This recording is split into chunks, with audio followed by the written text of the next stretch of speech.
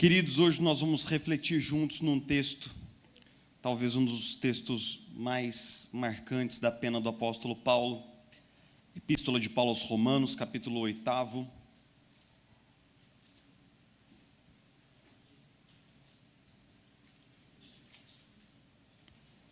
verso 12 em diante.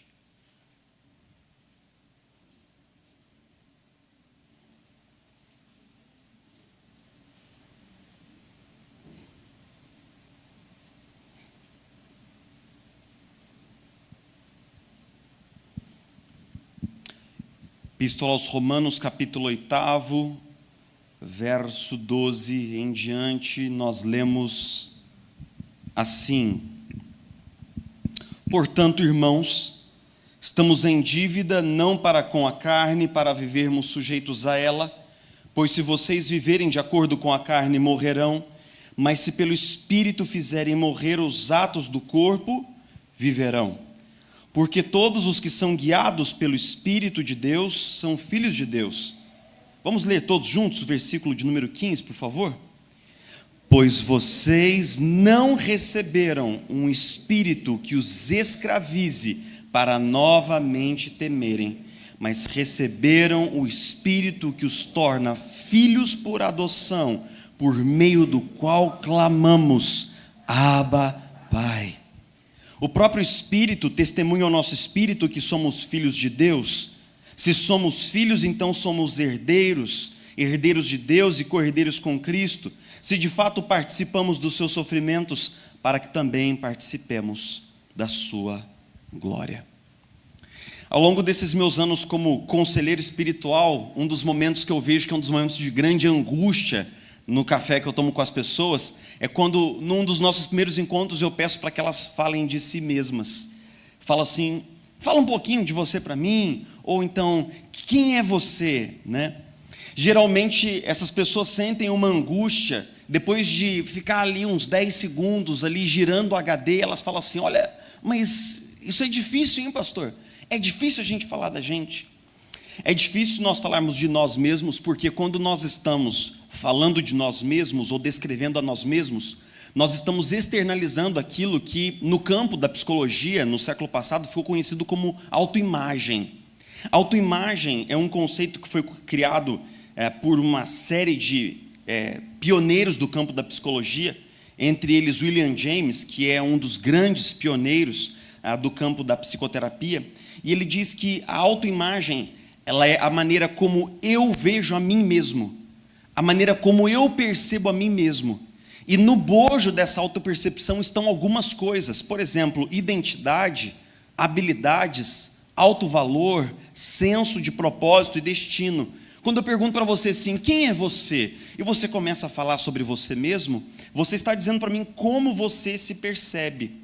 A grande questão é que, para nós, até hoje, é um enigma descobrir como as pessoas constroem sua autoimagem. Como você constrói sua autoimagem? Como eu construo minha autoimagem? Como é que nós construímos essa percepção de um eu? Esse papo parece um pouco abstrato demais, mas não é. Hoje nós vamos conversar sobre duas maneiras pelas quais nós podemos construir a nossa autoimagem.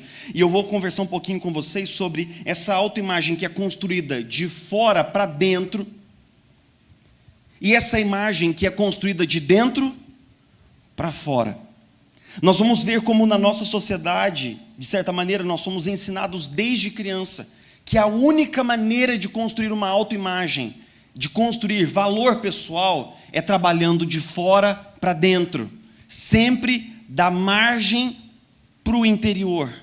E nós vamos ver como isso pode ser perigoso para todos nós, especialmente em alguns pontos da nossa vida adulta. Nós vamos perceber como essa construção de fora para dentro pode nos colocar num lugar de tamanha vulnerabilidade e que em determinado momento da vida nós não saibamos quem somos.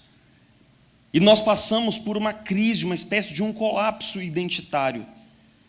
Esse tema da identidade, ele é um tema muito importante em todas as epístolas paulinas. Se você revisa as epístolas paulinas, você vai descobrir que Paulo ele quer que os cristãos entendam quem eles são e que eles vivam de conformidade com essa nova identidade. Esse tema ele aparece em Efésios, ele aparece aos Gálatas. Toda vez que Paulo fala assim, e vocês são o povo de Deus, remidos por Cristo, estão assentados nas regiões celestiais. O apóstolo Pedro também faz uma descomunal declaração de identidade do povo de Deus na sua epístola. Então, a identidade do povo de Deus é um tema de interesse nas epístolas do apóstolo Paulo, mas nessa epístola em especial, ela é abordada no capítulo que nós estamos lendo, no capítulo 8º. E ela, na verdade, aparece como um ponto numa longa construção teológica do apóstolo Paulo. Roma era uma das cidades mais influentes no mundo antigo. Os historiadores vão dizer que ali no entorno de Roma moravam cerca de 10 milhões de pessoas, e que ali era um grande centro de difusão do cristianismo. Nós não sabemos como a fé cristã chegou em Roma, não foi pelo apóstolo Paulo. O apóstolo Paulo provavelmente está aqui no ano 57 depois de Cristo, está em Corinto, plantando a igreja em Corinto. Ele escreve para os cristãos em Roma, ele escreve para cristãos que ele não conhece pessoalmente, que ele nunca viu, mas ele escreve tentando edificar a fé dessas pessoas para que elas possam prestar um testemunho sólido numa das cidades mais cruéis, mais violentas e dissolutas do mundo antigo. Então Paulo começa a escrever sobre a justificação pela fé no capítulo 4, sobre as doutrinas referentes à queda e ao pecado nos capítulos 2 e 3, mas no capítulo 7 ele chega naquele ponto bastante desesperado que a gente conhece da fala paulina, que ele fala assim: ó desventurado homem que sou, porque o bem que eu quero fazer, esse eu não faço, mas o mal que eu não quero fazer, esse eu vou lá e faço. Quem me livrará desse corpo de morte? Então o capítulo 7 termina num tom de desespero, mas o capítulo 8 começa com um tom de esperança, porque no capítulo 8 ele começa a relembrar o que Cristo fez por nós, nos dando um novo destino, tirando toda a condenação que estava sobre nós e nos dando uma nova perspectiva de vida. E é então no capítulo 8, versículo 12, ele começa a desferir uma linha de raciocínio mais ou menos assim: vivam de acordo com essa nova identidade. Vivam de acordo com essa nova identidade. Vivam de acordo com essa identidade que é plantada no interior de vocês pelo trabalho do Espírito Santo. Vivam de acordo com essa nova identidade. E então ele passa a usar um contraste muito interessante para nos explicar o que ele quer dizer.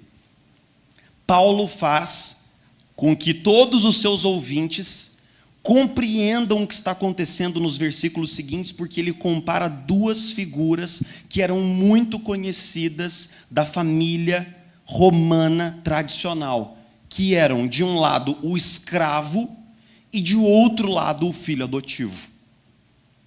Paulo coloca essas duas figuras lado a lado, pede que a gente olhe tanto o escravo como o filho adotivo, para que nós entendamos qual é a diferença de identidade de nós que estamos em Cristo em relação a Deus. É engraçado que quando Paulo fala assim: porque Deus não enviou ao coração de vocês um espírito de escravidão, um espírito que os escravize, para que vocês vivam de novo com medo. A ideia aqui é a seguinte: os escravos, eles compunham cerca de 45% da força de trabalho de algumas cidades do mundo antigo. Cogita-se um número absurdo de que em alguns lugares cerca de 2/3 de todos os profissionais que existiam eram escravos. E por que haviam tantos escravos no mundo antigo? Porque não havia, por exemplo, uma declaração de falência. Quando você ficava devendo para alguém, quando você fazia um negócio, você quebrava, a única maneira de você pagar essa falência era prestando-se como escravo por um tempo. Então, os escravos, eles eram muitas vezes profissionais gabaritados, altamente educados, mas que tinham senhores. Por exemplo, existiam escravos que eram médicos, que eram professores, alguns deles advogados, outros oradores, e existiam escravos que tinham escravos. A relação dos escravos com os seus senhores, ela era muitas vezes ambígua. Alguns escravos eram muito bem quistos, bem cuidados e protegidos pelos seus senhores, eram respeitados e tinham um lugar de honra na família e na mordomia do lar, mas outros muitas vezes eram brutalizados, eram vítimas de violência e sofriam a beça. A grande questão é que Paulo está dizendo aqui, que em determinado sentido ele está dizendo assim, olha, vocês uma vez tiveram esse tipo de relação com Deus, a mesma relação que um escravo tem com o seu senhor, mas isso já não deve ser assim. O que é que Paulo está dizendo? Ele está dizendo que basicamente para os cristãos lá de Roma, que muitos daqueles cristãos tinham já vivido um tipo de relacionamento com Deus em que essa relação ela era totalmente funcional e baseada na performance, assim como era a relação de um escravo com o seu senhor. Sabe por quê?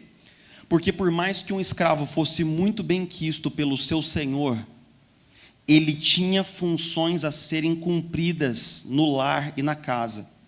E quando ele não performava, quando ele ficava doente, quando ele não conseguia fazer o seu trabalho, ele era substituído. Porque o escravo ele não valia para o seu senhor pelo que ele valia pelo que ele era capaz de produzir, pelo que ele era capaz de fazer, pelo que era capaz de entregar. Então Paulo está dizendo assim, Deus não enviou a vocês um espírito de escravidão para que vocês tenham esse tipo de relação com Deus, aonde o valor que vocês têm para Deus está baseado no que vocês fazem ou deixam de fazer, baseado na performance de vocês, nas coisas boas que vocês fazem. Deus não enviou esse espírito de escravidão ao coração de vocês para que vocês vivam com medo. E meus irmãos, isso é muito significativo para nós. Essa passagem do apóstolo Paulo é muito significativa para nós. Sabe por quê? Porque nós fomos criados desde criança numa sociedade que emite exatamente essa nota o tempo todo na nossa formação como indivíduos.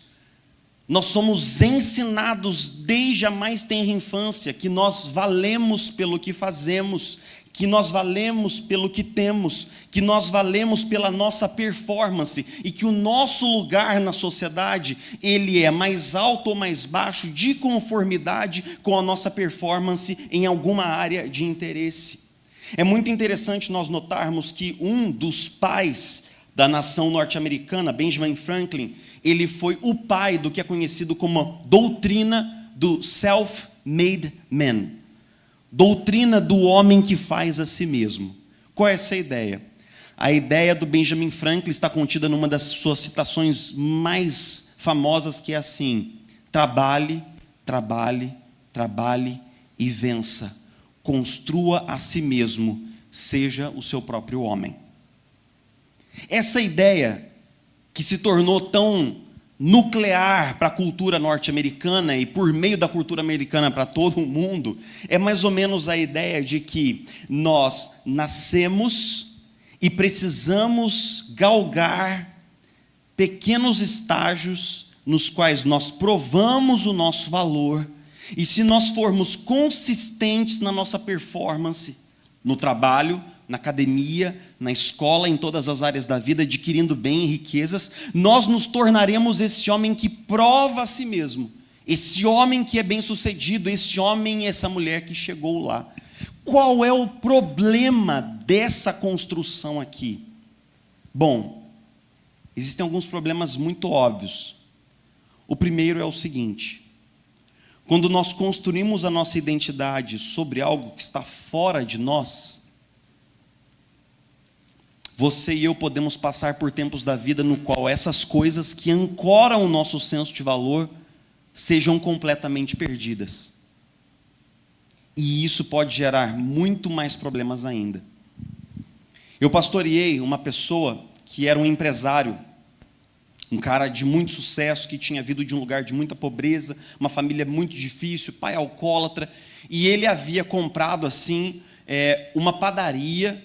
Ele pegou lá uma espécie de uma bonificação, uma espécie de uma rescisão que ele teve num dos trabalhos, que ele ficou ali dos 18 até os 25 anos, ele comprou uma padaria. E ele transformou essa padaria numa espécie de uma referência para o seu bairro. E a padaria cresceu e tornou-se um mercadinho. E ele abriu uma série de mercadinhos e de padarias e tornou-se uma rede. No final da história, ele se tornou um homem muito bem-sucedido. Muito bem-sucedido. Aquele tipo de pessoa muito autoconfiante, muito feliz e tal, né?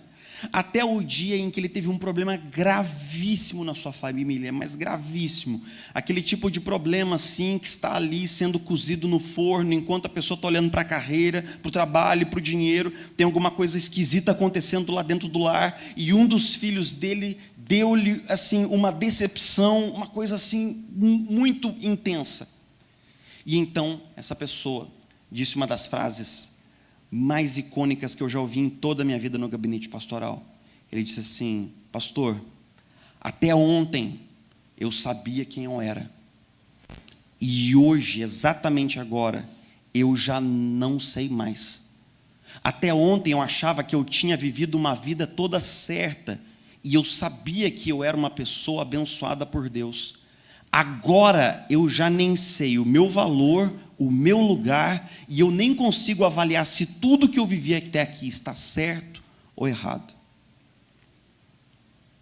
Porque muitas vezes nós construímos a nossa identidade, a nossa autoimagem sobre essa camada externa de sucessos que nós vamos acumulando ao longo da vida. Mas a questão é a seguinte: ninguém é bem-sucedido 100% do tempo, meus irmãos. Ninguém. Um dia o fracasso há de bater nas nossas portas, se é que já não bateu. Um dia nós teremos notícias ruins e difíceis. Um dia nós descobriremos alguém que é mais bem-sucedido do que nós. Um dia nós encontraremos alguém que é mais inteligente do que nós. Porque o primeiro ponto perigoso é quando nós construímos a nossa identidade fora de nós, nas coisas que nós podemos fazer, obter ou conquistar. Mas o segundo ponto é quando nós construímos a nossa identidade dentro dessa cultura de comparação que é quase doentia, fortalecida pela lógica das redes sociais. C.S. Lewis, escrevendo sobre o ego, ele fala assim: o ego é atarefado, ele quer provar a si mesmo o tempo todo, mas o ego não quer ser apenas inteligente, ele quer ser mais inteligente do que os outros. Ele não quer ser apenas bonita, ela quer ser mais bonita do que os outros. O ego não quer ser apenas bem-sucedido, mais bem-sucedido do que os outros. A lógica é que nós estamos o tempo todo nos comparando para descobrir quem somos, qual é o nosso valor, qual é a nossa autoimagem. E quando nós nos envolvemos nessa cultura de comparação e vanglória, nós também pegamos um caminho que não é muito promissor, que é bastante perigoso, que pode nos colocar num lugar de sermos reféns da opinião das pessoas. Como se nós precisássemos desesperadamente da aprovação das pessoas e da sociedade para sentirmos que temos então um valor. E isso pode colocar-nos num lugar muito ruim também. E o terceiro item é quando a nossa identidade é construída pela expectativa e pela narrativa dos outros. Eu sei que todos nós aqui somos agradecidos pelos nossos pais. Todos nós. Honrar o pai e a mãe é um mandamento bíblico dos mais profundos. Mas isso não quer dizer que os nossos pais sempre foram sábios nas coisas que eles disseram na nossa programação infantil. E muitas vezes você e eu ouvimos coisas mais ou menos assim: você não vai dar nada igual o seu tio, você é igual o seu primo, você é como fulano, você é como Beltrano. Essas falas, elas podem ficar em um lugar tão nuclear do imaginário de uma criança que ela passa uma vida inteira tentando provar que ela não vai ser aquilo, provar que ela não vai fazer aquilo, mas ainda assim a referência continua sendo essa voz. Ainda assim nós estamos tentando provar alguma coisa para alguém. A grande questão é que, no final das contas, nenhum de nós aqui consegue se esquivar de refletir sobre a sua identidade. Sabe por quê? Porque dentro das necessidades que nós temos, nós seres humanos, a necessidade de saber quem somos, qual é o nosso lugar e qual é o nosso valor, é uma necessidade intrínseca. Abraham Maslow já escreveu longamente sobre isso numa das suas teses mais famosas, que ele fala sobre as necessidades do ser humano, necessidades básicas, necessidades de sobrevivência, necessidades de sociabilização, necessidades de aceitação, que são essas necessidades mais altas e profundas, e necessidade de autorrealização, ou seja, todos nós queremos nos sentir amados, aceitos, valorizados, incluídos. Todos nós queremos saber qual é o nosso lugar no mundo, como nós podemos ser úteis e contribuir com a nossa parte.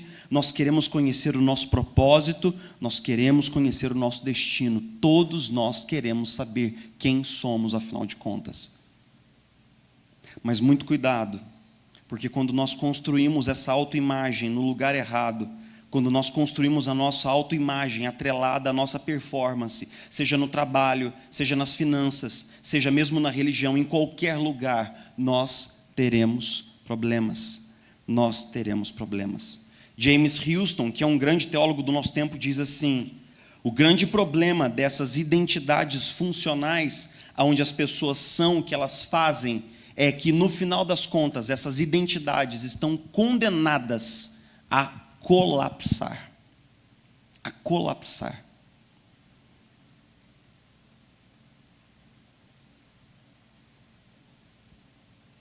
Eu não sei se você percebe, mas nós vivemos um ponto muito único da história. E os nossos netos e bisnetos vão escrever teses de doutorado sobre o que nós estamos vivendo nos primeiros anos pós-pandemia.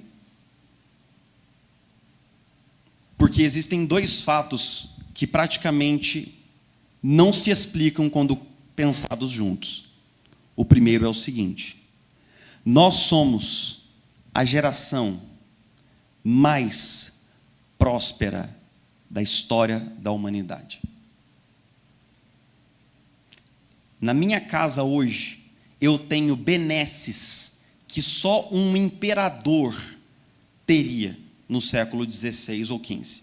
Eu tenho água encanada, eu tenho água quente, eu tenho uma comida cheia de uma geladeira cheia de comida gostosa, eu tenho uma cama super confortável, livros por todo lado, tá? Livros assim, há um tempo atrás eram coisas caríssimas. Qualquer cidadão hoje de classe média usufrui de coisas que os nossos bisavós sequer imaginavam que era possível ter em lares comuns. Mas ao mesmo tempo que nós temos tanto conforto, nós temos tanta expectativa de vida longa, nós somos a geração mais ansiosa, depressiva e angustiada da história. Ao invés do sentimento geral da nossa geração ser um sentimento de alegria, de contentamento, de felicidade, de gratidão, o sentimento, o mundo interior quase que não se coaduna com o mundo exterior. As taxas de ansiedade e depressão entre adolescentes são as mais altas da história já registrada pelo ser humano. O número de suicídios está subindo de novo em lugares de primeiríssima classe no mundo, em todo lugar.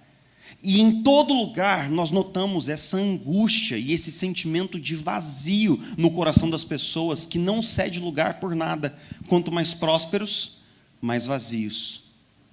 Quanto mais prazer, mais vazio. Quanto mais as pessoas se autopromovem nas redes sociais, mais em crise com o seu próprio valor elas entram e mais vazias elas se sentem. A grande questão que eu quero dizer é o seguinte: isso deveria ser para nós uma prova de que nós estamos indo na direção errada. E de que não existe nenhuma possibilidade de construirmos uma identidade para nós mesmos com aquilo que nós fazemos. O Evangelho tem de dar outra resposta. E de fato o Evangelho fornece outra resposta.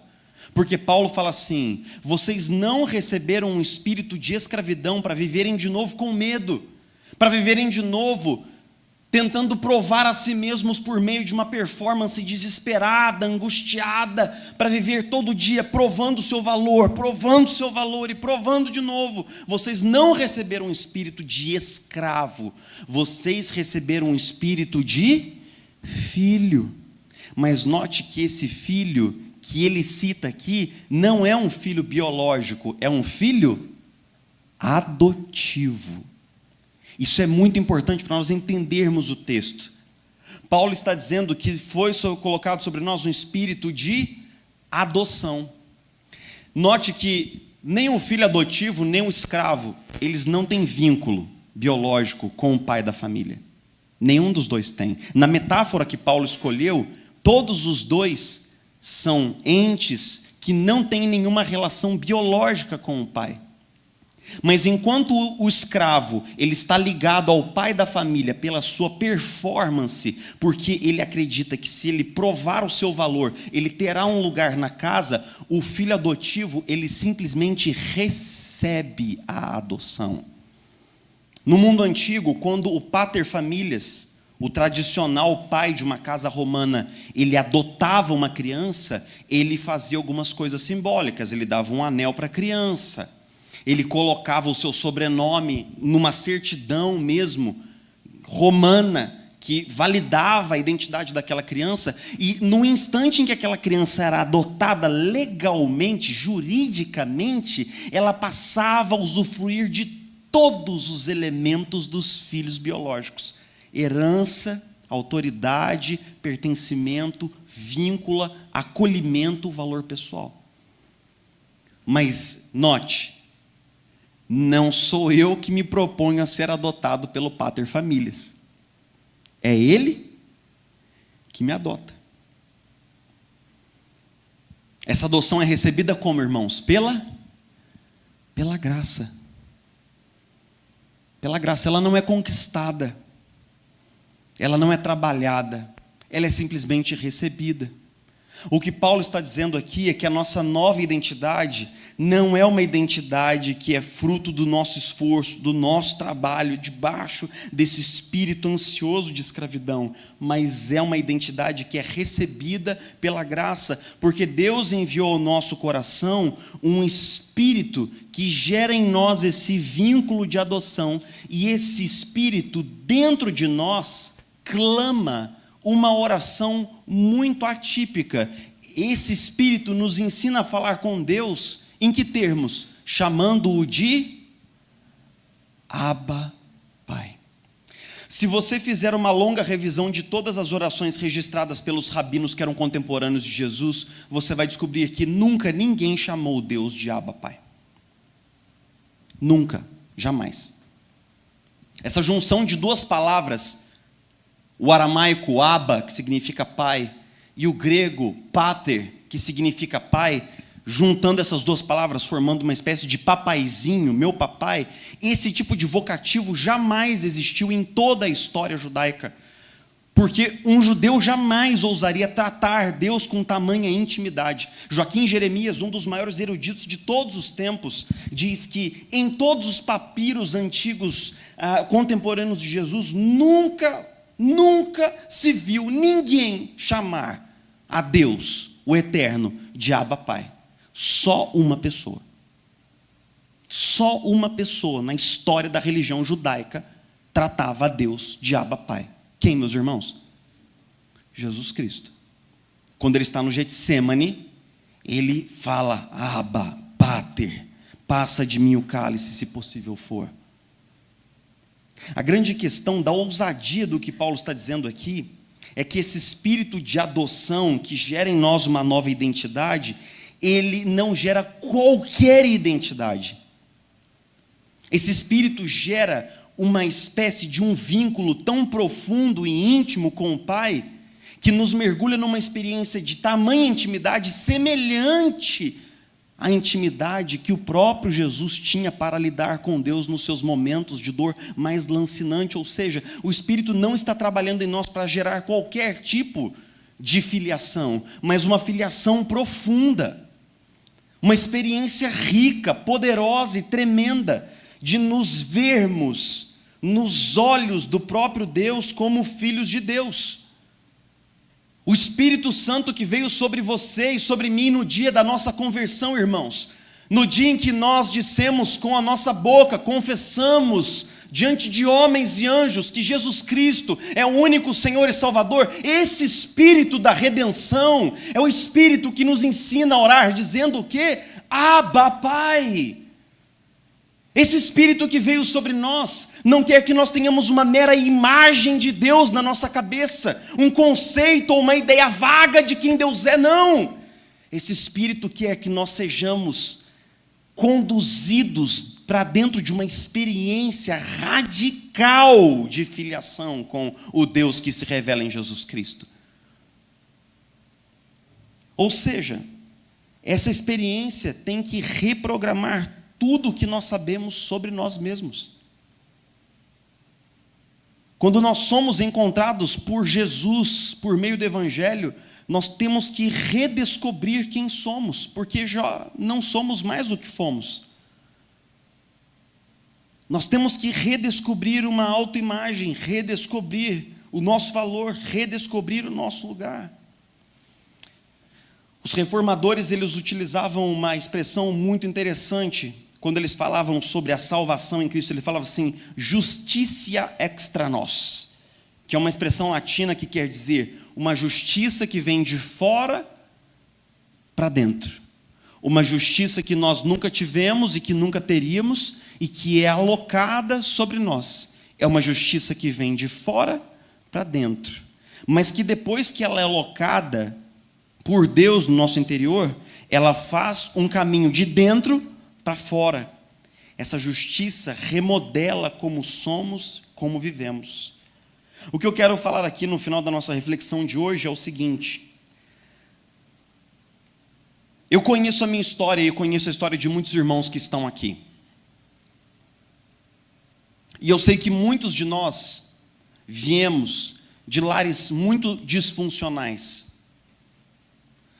Lares que falharam em afirmar determinadas coisas, como o seu lugar, o seu valor. Nossos pais não nos deram algumas vitaminas. E hoje essa anemia identitária muitas vezes é alocada dentro da nossa relação com Deus. Eu quero dizer que muitas vezes nós precisamos ser sinceros e dizer assim: realmente, muitos dias eu sinto que eu não sou nem de perto o bastante. E que existe uma angústia mais ou menos aqui nessa região aqui. Eu conheço pessoas aqui da nossa comunidade que lutam há muitos anos com baixa autoestima. Saibam disso ou não. E que se eu pedir assim, olha, fala uma coisa boa sobre você, essa pessoa vai poder parar para pensar umas 24 horas inteiras sem nunca conseguir visualizar uma coisa boa sobre si mesmo. O que é triste, porque as pessoas que estão ao seu redor veem coisas boas sobre você, veem o seu valor. Algumas outras pessoas padecem de uma tamanha falta de confiança em si mesmas e de tamanha dúvida sobre o seu lugar e o seu valor e sobre a sua contribuição, que elas não conseguem se ver como instrumentos que Deus pode usar, como pessoas que Deus pode capacitar para salvar, para abençoar e para curar. Eu não queria que você saísse daqui hoje pensando que isso daqui é um papo teórico. Não é. A maneira como você se vê influencia tudo o que você faz. A maneira como você se vê está articulado com todas as relações que você tem. Meus irmãos, nós não estamos falando sobre coisas filosóficas ou abstratas aqui hoje à noite. Nós estamos falando sobre coisas do coração. Isso é fato. Nós estamos falando sobre coisas do coração, mas coisas que estão amarradas nas nossas relações, coisas que estão amarradas nas nossas escolhas. Eu quero encerrar falando sobre 3 coisas. A primeira coisa é a seguinte: nossa nova identidade é o Pai que define. É o Pai que define o seu valor. Eu sei que depois de tantos anos vivendo numa lógica do self-made man, aonde nós somos aquilo que fazemos, e nós somos o que conquistamos, e nós somos a nossa carreira, e nós somos o nosso sucesso, depois de tantos anos vivendo assim, nós já não conseguimos mais descansar, mas é exatamente isso que o Evangelho propõe. E o Evangelho propõe que a âncora da nossa identidade não é mais qualquer coisa que esteja do lado de fora de nós e que possa ser perdida, mas é algo que está dentro do nosso coração e que nós recebemos pela graça. Então o Pai passa a ser o nosso depósito de valor, de pertencimento e identidade. O que quer dizer o seguinte? Quer dizer que ninguém pode dizer para você qual é o seu lugar. Ninguém pode dizer para você que você não vale, que você não é, que você não faz. O único que pode dizer quem você é e qual o seu lugar é o Pai Celestial. Mas para alguns irmãos também isso pode significar parar de se gabar das coisas erradas.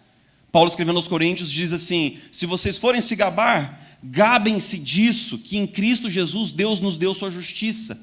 Porque muitas vezes, quando nós construímos essa identidade que é externa, nós ficamos assim: olha a minha carreira, olha a minha empresa, olha os meus títulos, olha as minhas vitórias, porque de certa forma, nós também entendemos que essas coisas estão nos validando, mas é insuportável conviver com uma pessoa que é tão orgulhosa assim. Pessoas que se gabam afastam tudo e todos. E é difícil a gente saber quando a gente está se gabando, não é verdade? É difícil a gente saber quando nós estamos dando aquela famosa carteirada.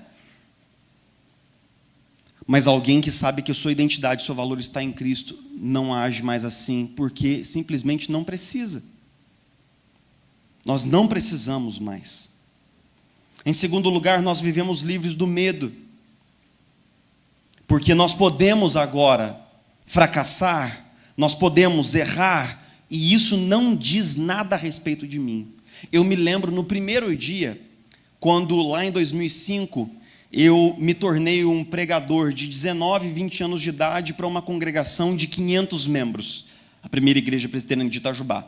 E eu me lembro quando eu recebi o primeiro feedback mais desastroso de um péssimo sermão, né? Eu me lembro exatamente como foi, eu cheguei assim no quarto da família que me abrigava no domingo, e cara, é engraçado, né? Eu me senti tão devastado, mas tão mal assim, porque realmente foi um sermão ruim, mas a maneira como o feedback foi dado, assim, mais ou menos eu fui deitado assim no chão, e alguém ligou um trator assim, uma patrol, e passou por cima de mim com um trator, e depois engrenaram um ré para garantir que estava bem passadinho, né? Então quando eu cheguei no quarto, cara, eu estava me sentindo tão mal, mas eu lembro da sensação. A sensação não era, eu preguei um sermão ruim. A sensação era de quase, eu sou uma pessoa ruim. Porque quando nós confundimos o que fazemos com o que nós somos, um dia ruim no trabalho afeta diretamente o nosso valor como pessoa. E depois de um tempo a gente descobre que não precisa ser assim, que nós não precisamos viver reféns desse tipo de espírito de medo e ansiedade. Meus irmãos, eu ainda hei de pregar muitos sermões ruins, que Deus nos livre, mas vai acontecer, né, Ned? Alguns dias simplesmente a bola bate na trave, as coisas não juntam lé com cré, e a gente sai assim: nossa, pastor, hoje estava cansado, né? Não é assim que acontece, irmãos? Tem dias e dias. Mas isso não quer dizer que eu sou uma má pessoa. Isso só quer dizer que eu fiz um mau trabalho. E que eu posso melhorar amanhã. Eu posso fazer melhor. Isso não diz algo sobre quem eu sou. Isso diz algo sobre quem eu faço. O que eu quero dizer é o seguinte: se você não teve uma semana boa essa semana no trabalho, isso não diz nada sobre você. Isso diz sobre dificuldades que você está tendo no seu trabalho. Isso não fala sobre a sua essência, sobre o seu valor como pessoa, sobre o seu caráter. Meus irmãos, nós não vamos acertar sempre. Nós vamos errar.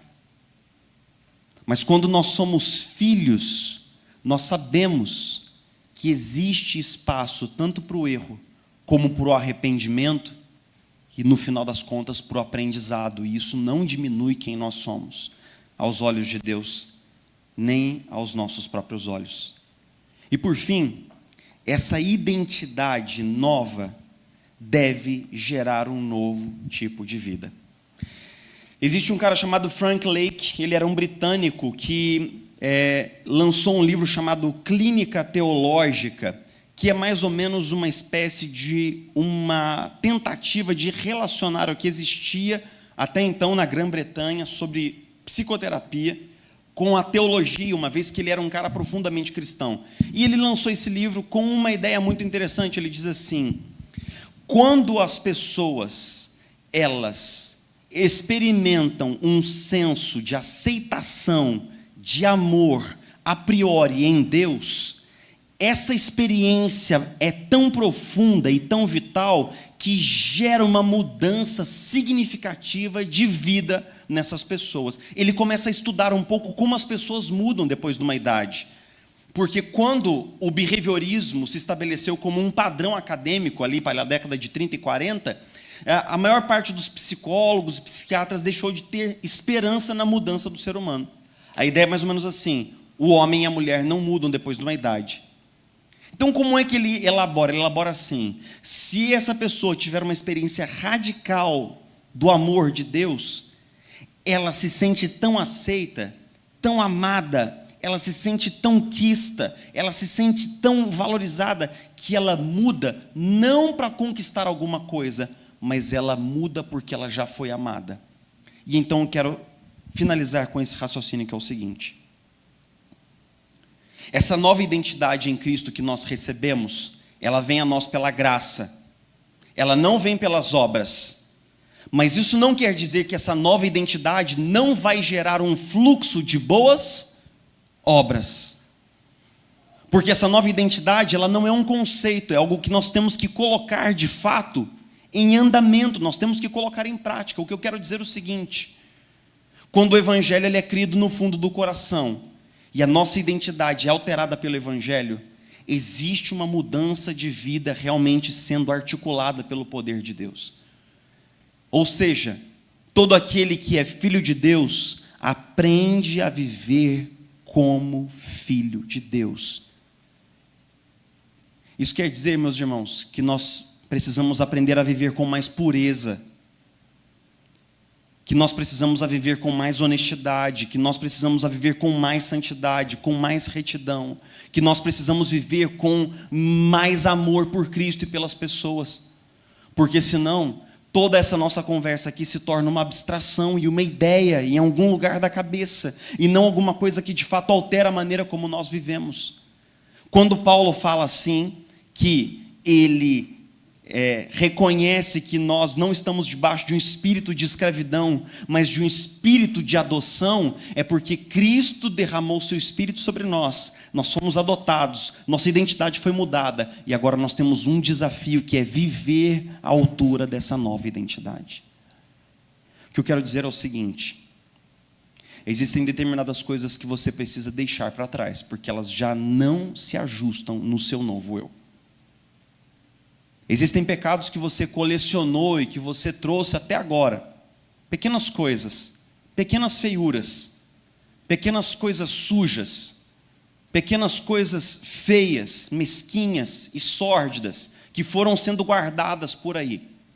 E você e eu sabemos bem do que nós estamos falando, porque todos nós temos esse cantinho sujo em algum lugar do nosso coração. Todos nós temos. Mas agora já é tempo de deixar isso para trás, para que essa nova identidade possa florescer e mostrar toda a beleza que ela pode ter na sua vida e na minha vida. Essa identidade deve se tornar um estilo de vida para mim e para você. Vamos orar juntos?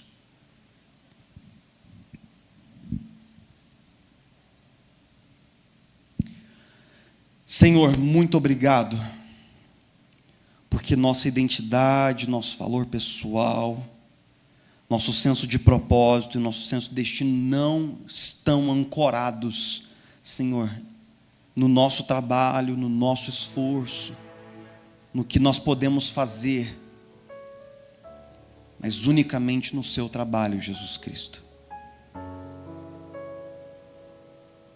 Mestre, o Senhor morreu na cruz para levar sobre si todos os nossos registros que eram contrários,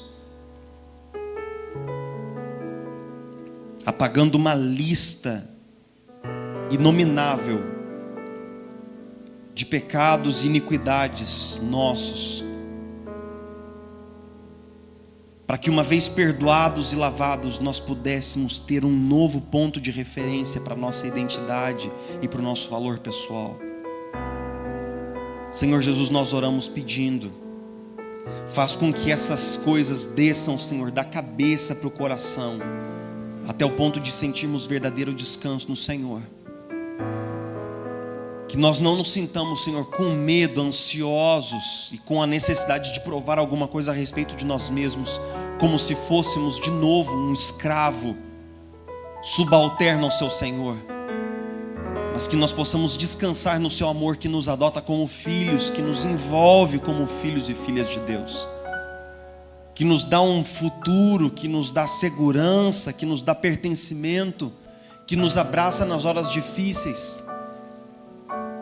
Nos lembra, Senhor, que nós não estamos mais dependentes da aprovação dos homens, sejam eles quais forem, porque nós já temos a sua aprovação em Jesus Cristo. Nos lembra que nós não precisamos mais correr afobadamente, Senhor, tentando validar a nós mesmos no final de uma carreira, subindo no pódio. Nós já temos valor. Esse valor foi colocado do lado de dentro, num lugar onde ninguém pode tirá-lo de nós. Nos lembra, Jesus, que nós já chegamos em casa, nos lembra que nós podemos descansar, nos lembra que nós somos amados, nos ensina a viver à altura do seu amor, Jesus Cristo, como filhos e filhas obedientes, tementes, santificados na verdade, Senhor, modelados pela tua palavra.